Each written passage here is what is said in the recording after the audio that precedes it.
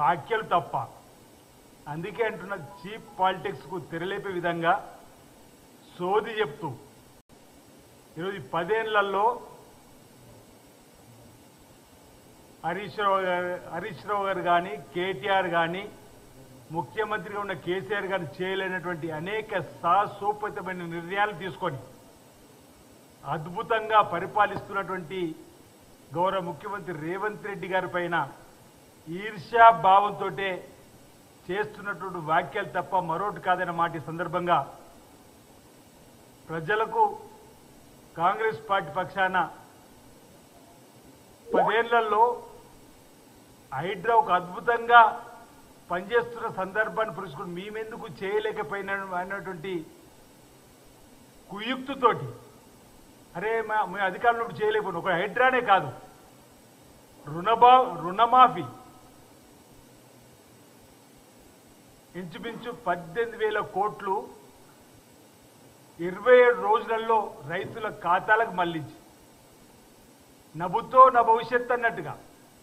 గౌరవ ముఖ్యమంత్రి రేవంత్ రెడ్డి గారు రైతుల గుండెల్లో చెరగని ముద్ర వేసుకొని ఆ స్థానాన్ని సంపాదించుకుంటే విలవిలలాడుతూ 2014 నుంచి 18కి మీరు ఇచ్చింది 4 సార్లు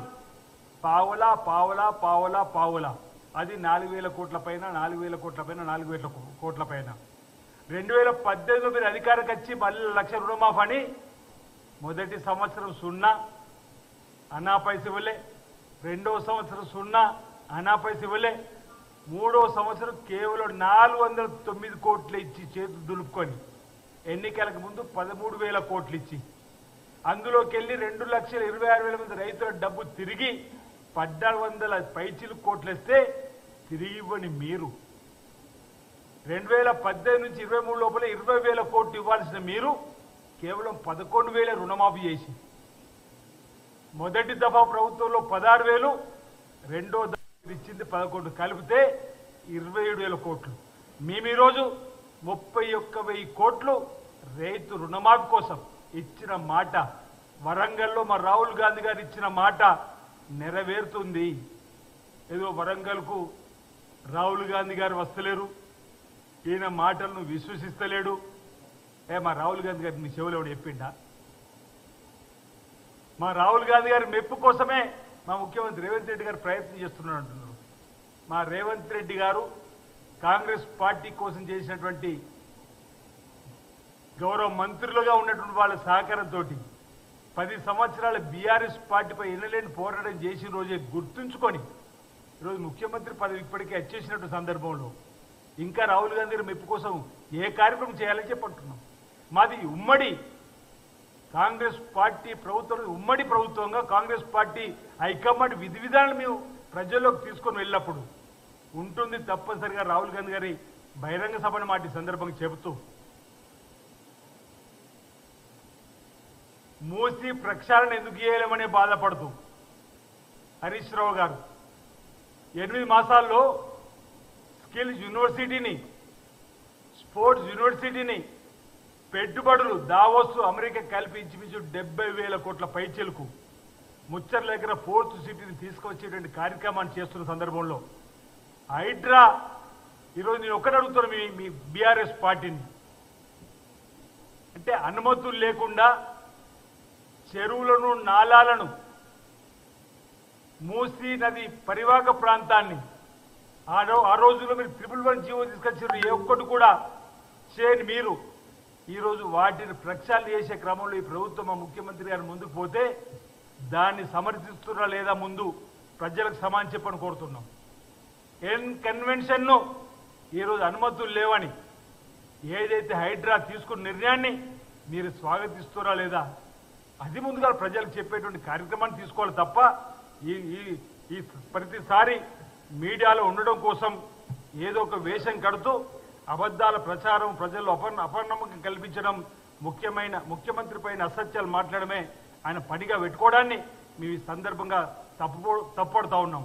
ఆడిపోసుకోవడం తప్ప హరీష్ రావు గారికి మరో పని లేకుండా ప్రభుత్వం ఏ పని చేసినా భరించలేకపోతూ 10 ఏళ్ళ అధికారులు ఉండి ఇంతకు చెప్పినట్టు